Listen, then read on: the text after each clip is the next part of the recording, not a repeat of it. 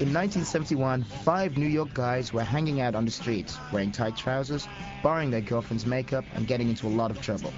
They recognized each other as fellow souls, formed a band, and became a group now recognized as the forefathers of both punk and hair metal. In 2004, I got a call asking if I'd play drums for the reunion of the surviving members of the New York Dolls at Morrissey's Meltdown Festival in London. It was one of the most exciting nights of my life. This was a band I used to listen to on my dad's vinyl, and here I was sitting behind them on stage at the very first gig they'd played together for nearly 30 years. In the audience were fans from every generation, including this guy. I'm Bobby Gillespie, singer for Primal Scream. I love the New York Dolls. They might be my favourite rock and roll band ever, maybe. Glamorous, sexy, exciting, raw, filthy, dirty, gender bending, you know, the most well-dressed, beautiful, outrageous, sexy rock and roll band ever. I love them to the day I die. This was a band that has touched not just my life, but many people's lives. It's a story of drugs, death, tragedy, and a remarkable reunion. It's the original rock and roll story, and it's one I think every music fan should know about. It's a story of the New York Dolls. Every band needs a creation myth. For rock and roll, it's a good one. Blood, guts, God, damnation. It's an epic. How do you call your lover boy? So where does this epic start? Well, with the singer David Johansen, bassist Arthur Killer Kane, guitarist Johnny Thunders and Sylvain, and drummer Billy Mercier. Who better to explain than the 2 surviving members of the original band? Hello, I'm David Johansen, and this is Sylvain of the New York Dolls, songwriter of the song Trash. How's that?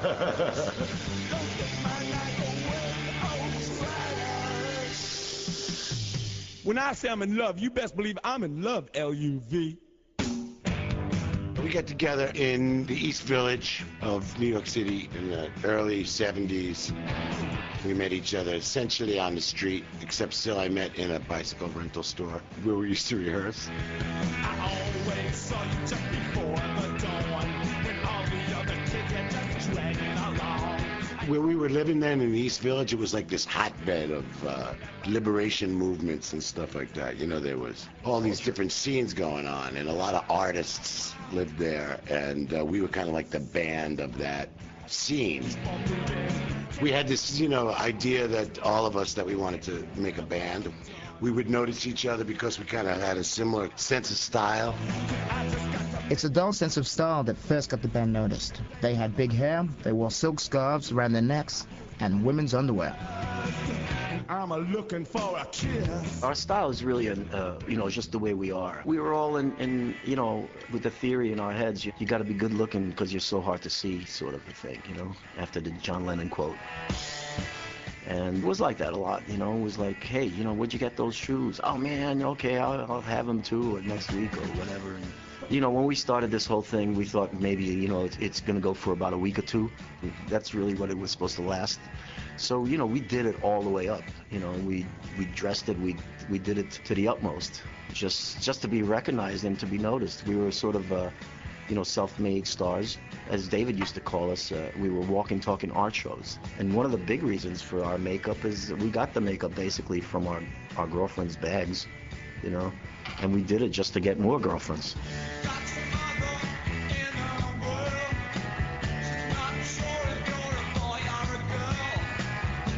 They shocked and outraged conservative America by looking like drag queens. They were branded as decadent, and everyone thought that they were gay. Not that they cared. My girlfriend thinks I'm gay. You know, who cares what they think? Really, it's who you are, you know?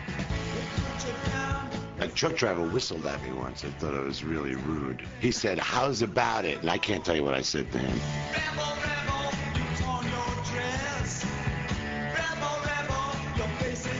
My name's Chris Needs, and I've just written a book about the New York Dolls called Trash. The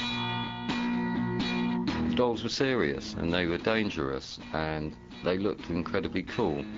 They were like a New York street gang let loose, you know, in the girlfriend's wardrobe, playing mad R&B. Their look was so copied, you know, for years to come, and people don't even know where they're copying it from. Kind of like marrying a sort of New York transsexual with Keith Richards. Guitarist Johnny Thunders was a massive Keith Richards fan, and the band drew a lot of comparisons, often unfavorable, with the Rolling Stones. Singer David Johansen is Mick Jagger's doppelganger, and the sound has the same bluesy feel as the Stones. Chris Needs. The Dolls were like a cartoon of the Rolling Stones. You know, when they first came out, he was touted as being Mick Jagger's skinny little sister or something. The Stones did check out the Dolls with a view to maybe signing them to Rolling Stones records, but they weren't impressed. I mean, the Stones opened the door. It wasn't just the Stones that kick-started this band. They came out of a stagnating rock scene that had disappeared up its own ass and was desperately in need of some kind of a shot in the arm. Rock and roll was dead, and it was only rock now. And stadium rock was the norm of the day. We couldn't stand like all these, 20-minute drum solos and guitar solos and everything. We liked a lot of different bags that we brought into the whole picture, I liked Eddie Cochran. Come on, everybody! Eddie Cochran, to me, he can write them, he can sing them, and he could play them. And he looked really cool doing it, We loved the girls groups, all the girl bands, of the early 60s and stuff like that, the Ronettes, the Shangri-Las.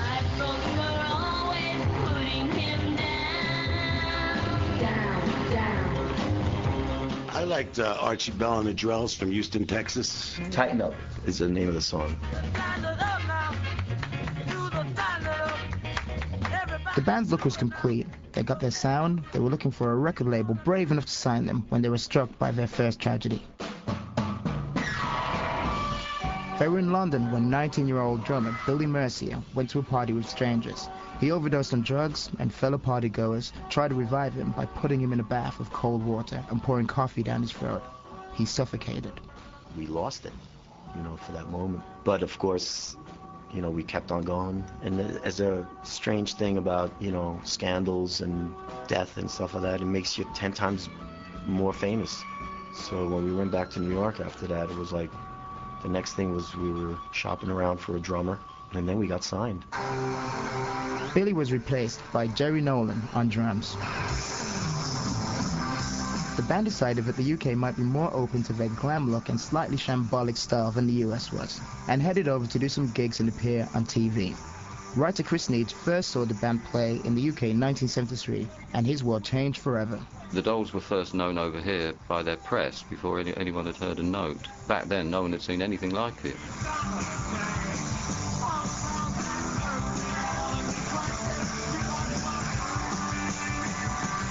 Everyone says, oh, my life was changed when I saw the Clash or the Pistols, but mine was changed when I saw the Dolls, which was at Bieber's department store in Kensington High Street. They came on, blasted into Personality Crisis, and I was blown away. I mean, it was like someone had completely tilted my world upside down.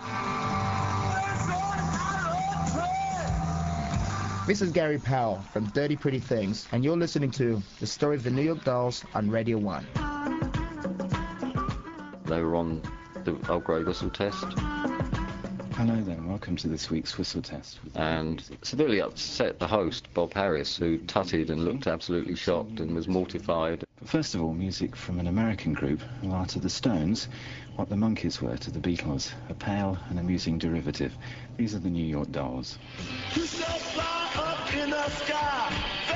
Same what happened with the Pistols on the Bill Grundy show. I mean, same kind of outrage, same people hurling things at their TV sets in disgust.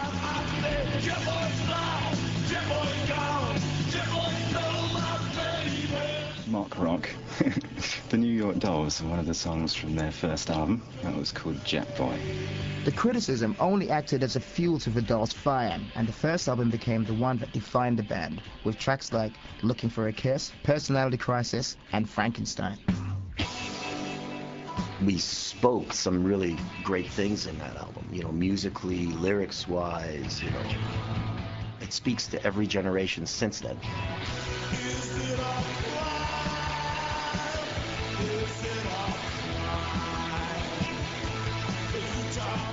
It might have not been the biggest hit when it first came out. We were very popular in Europe, especially in England. In the States, we were a hard pill to swallow. So they went for the other ones that looked basically like us, but they wore makeup and they didn't say anything intellectual. They didn't take you anywhere with their music. And I mean, David's, to this day, I love what he said on as he dared you to have sex with a monster in Frankenstein. Do you think that you can make it? That will live forever for me, anyways. I gotta ask you one question. Do you think that you could make it with Frankenstein? And though the album wasn't successful in the mainstream, the fact was that a lot of young New Yorkers were seeing them play and going on to become pretty famous themselves. Silvino, he says that everybody who bought the first Dolls album started a band. When we did start, they told us that we couldn't sing, we couldn't play, we couldn't tune, we couldn't write a tune, whatever. And not that we listened to them, because obviously we're still here.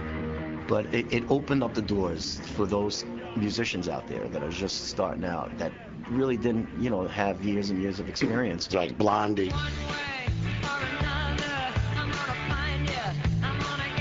The Ramones. They all came out. There's the two I can remember, but there was a million bands that came after us. I don't think, so much they thought we want to sound like them or something, but we want to be in a band. Because it seemed like something that you could accomplish. Let's go! My favorite thing about the whole thing is that they say that we influenced the punk rockers and like the hair metal bands. And to me, those are like the most kind of like diametrically opposed camps in the world of rock. So to have spawned both of them is kind of like giving birth to Cain and Abel or something. So.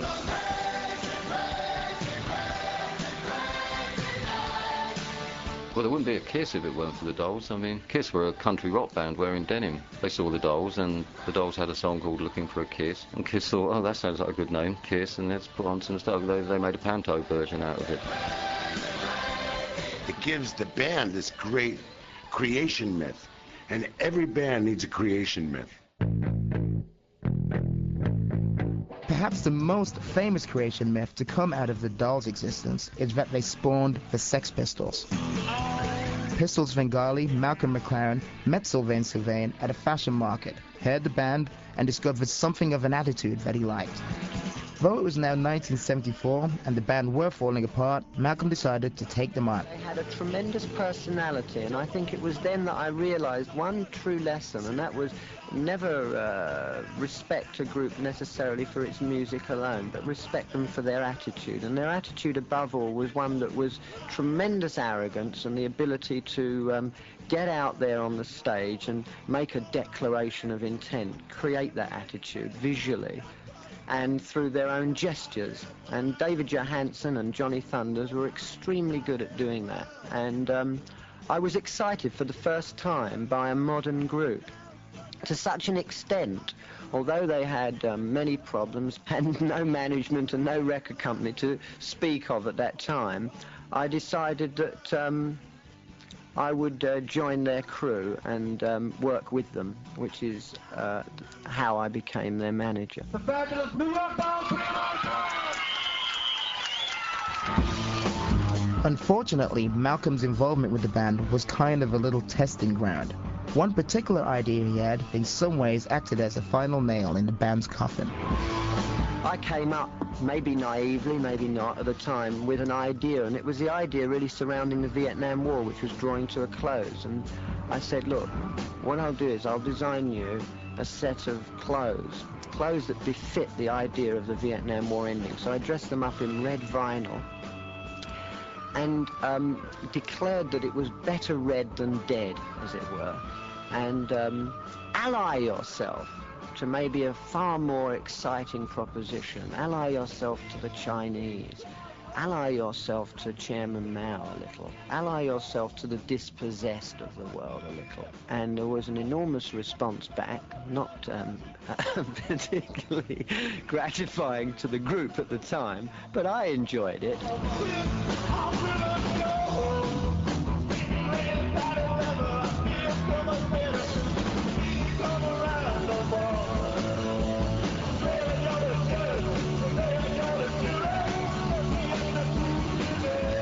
Here's Sylvain and David's version of events. Once we were all in red and we were singing, you know, Red Pat Leather and all this kind of stuff, I think Malcolm and David, they had their first words together. It's like, let's hang up the red flag! You know, there was one mistake that these guys made, and the Vietnam War was still on.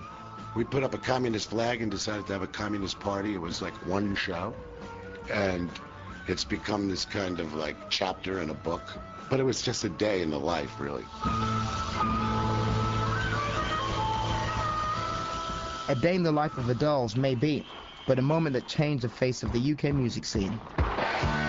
When the Pistols came along, I thought, oh good, someone over here's doing it. Same attitude in that they were upsetting the apple cart. Basically, if there hadn't been the New York Dolls, there wouldn't have been the Sex Pistols. Steve Jones was given a copy of the first Dolls album and told to learn it. That's how he learned how to play rock and roll guitar. McLaren was actually very shrewd. He noticed how much attention the band were getting just for this fact. They were breaking all these social taboos. It was like a dry run for the Pistols. I don't want a holiday in the sun. I want to go to the New Bell Sun. And actually, when the Dolls split in April '75, McLaren wanted Sylvain to come over and join the Pistols, but Sylvain chose to try and keep the Dolls going.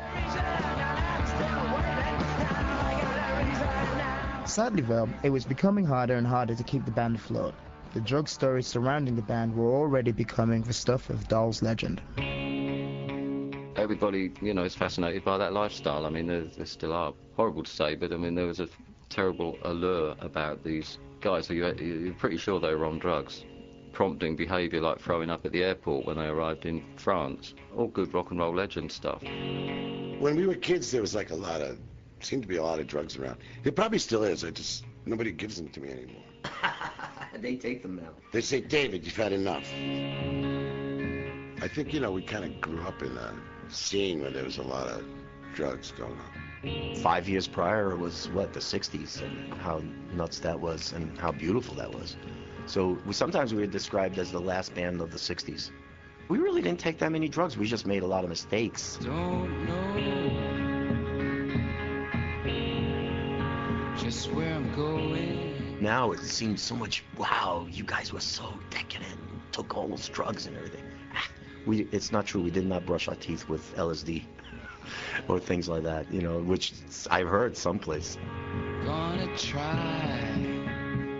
Though the band understate the drug issue, at the time it took on bigger proportions. At any given time, you'd only have half the band in any fit state to play. Arthur Kane was a very heavy drinker. That got worse to the point where he was fairly incapacitated and he had to have a roadie, Pete Jordan, to play his bass on stage, and Arthur would sort of jiggle about behind the amps, you know, or be comatose. It also happened when Arthur had his thumb nearly cut off by his girlfriend on the eve of a Californian tour. The girlfriend didn't want him to go to LA because of all the groupies, so she tried to hack his thumb off. The drugs didn't help when it came to keeping the band together. And despite Sylvain's best efforts, after 4 years, a second not very successful album, and too many junkies in the band, the Dolls split. At the time we thought, well, this is finished. We've done everything we can do with this, so screw you, goodbye, and blah, blah, blah, and everybody was just, it was over at that point. In 1978, guitarist Johnny Thunders, by now a heavy heroin user, told a journalist at Radio 1 about the split. It was just a bunch of kids having a good time until the business started getting into it, and the business sort of f***ed it all up. Producers, getting involved with producers we should use, what we should look like, what we should, you know. We just wanted to be ourselves, you know. While being the heaviest drug user in the Dolls, Johnny Thunders was for many the epitome of the Dolls style.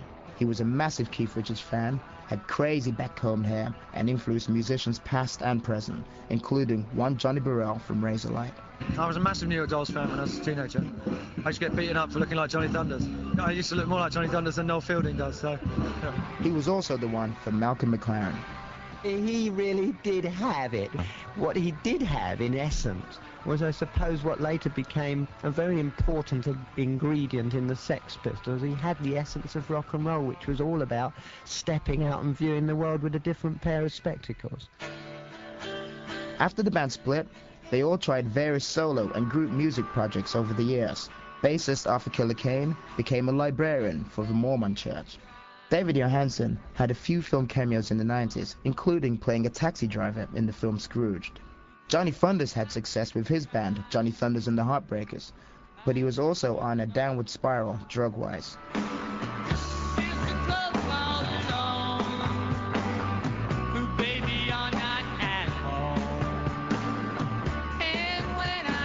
Chris Needs. I met Johnny in 1977, and he was great. I mean, he'd always make a living playing, you know, his solo stuff, and he wrote brilliant songs, and You Can't Put Your Arms Around a Memory, which is a classic.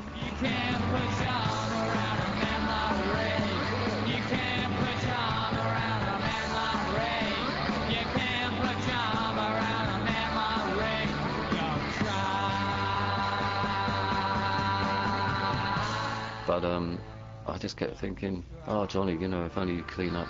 He would get a chance and he'd blow it. When's the new single out? May 19th, 1978. And it'll be? It's called Dead or Alive. And then he gets murdered. I mean, it's commonly described as a drugs overdose, but it's fair to say that that's not entirely the whole story. He was actually robbed and murdered. He did a tour of Japan and he just signed a new record deal, and he was really popular there, and it was kind of giving him a real boost. Trouble is, he got a major cash boost too. He went to New Orleans to do his dream band with the money he'd got in Japan, and I was gutted that he'd only been there one night and he'd fallen in with these lowlifes. The theory is that he was pumped full of his own methadone. The witnesses at the time said that when he was brought out from the hotel, his body was terribly twisted, and that's what happens if you shoot up methadone. It's after he left the Dolls, and towards the very end of the Dolls is when his addiction. But that's heroin. Heroin, it's got you by the balls, and that's the end of that. You don't have it, it's got you.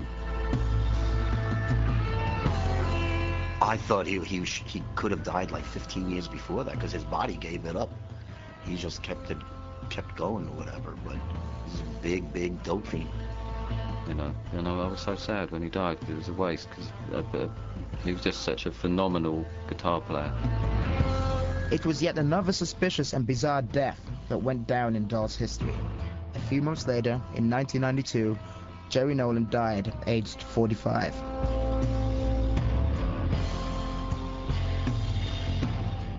This would have been the end of the Dolls story if it hadn't been for Morrissey.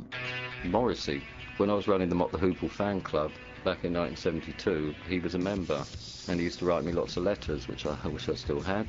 I remember when he wrote to me and said, "I've just heard the New York Dolls." I could tell he just had his kind of punk epiphany, and that's what I had.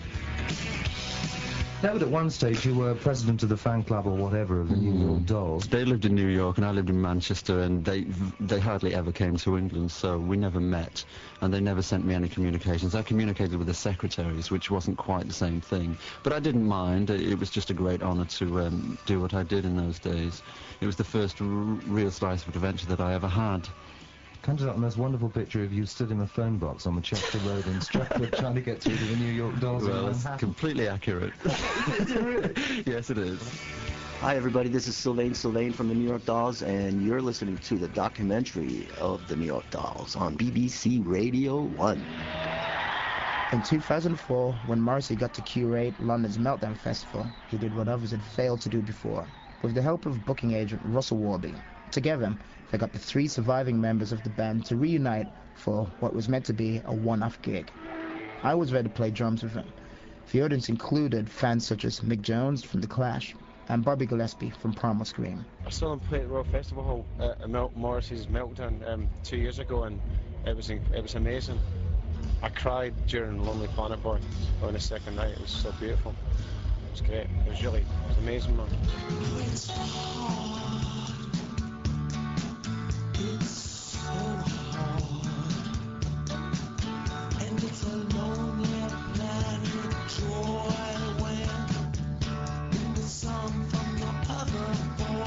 Manny from Primal Scream. Great band. I saw them play the Move Festival in Manchester, and they were immense. They mean a lot. It's the best of glam, the best of punk rock. Showing up, dressing up, showing off, kick ass. rock and roll, and gender bender as well. Right after Meltdown, we went right back down to the bottom again because Arthur Kane died. In the New York Dolls' life, there's been nothing but, great and terrible.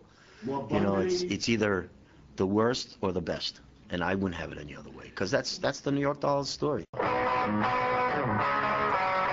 We started getting calls from Reading and Leeds and stuff like that. Do you want to come and play for us? So we went and played for them. And then Sylvain and I found that we were having so much fun doing this that we decided, well, let's continue to do this because it's really amusing and it's fun and it's a great creative outlet for each of us,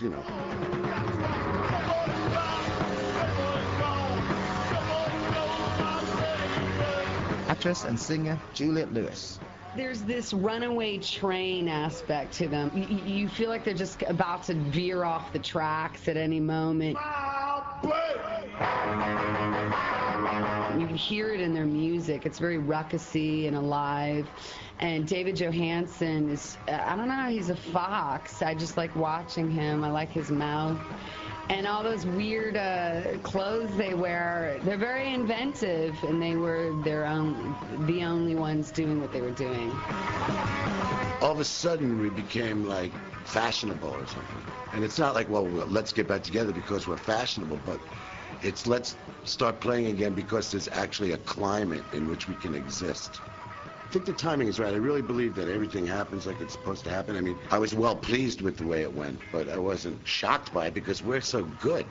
And we always were so good, and we were always so musical. We were much more musical than your average rock and roll band, We would, get 4-star reviews and Downbeat and stuff, You know what Downbeat is? It's an American jazz magazine. Jazz, dug us. But for us, the climate at the time when we broke up, there was nobody around who really could hear it. And now it seems like there's a lot of people who can hear it, so we're playing it again.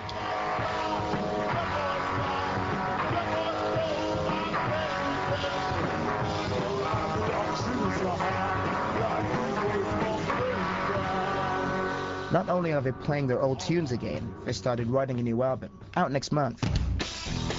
David's always writes the lyrics, and we started, playing those live. And the reaction that we were getting was just incredible.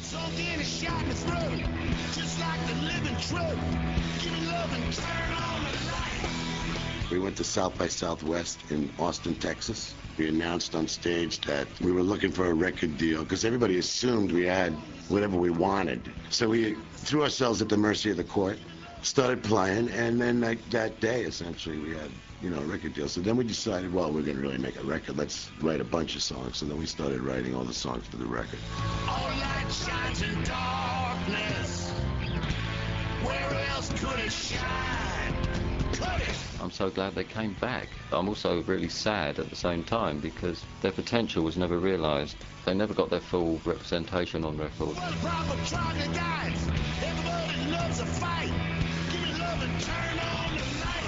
They made all the mistakes, took all the knocks, sustained all the injuries, and they fell.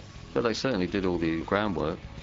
All you have to do is buy the first album, and then you get an idea. I have a feeling that there's much more people in the world who haven't heard the New York Dolls than have heard the New York Dolls. So essentially, to me, we're like a new thing. Like, say there was 10 New York Dolls fans. Now, after this record comes out, we're going to have 100.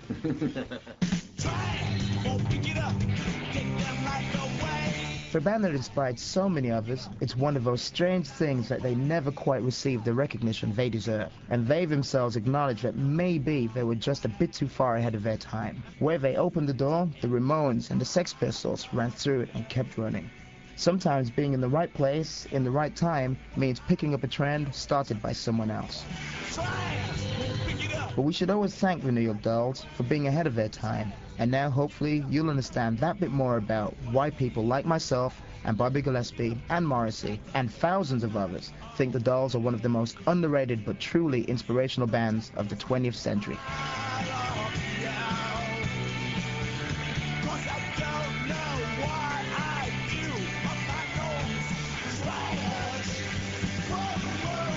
We were very ahead of our time, and people's minds are very slow and progressing.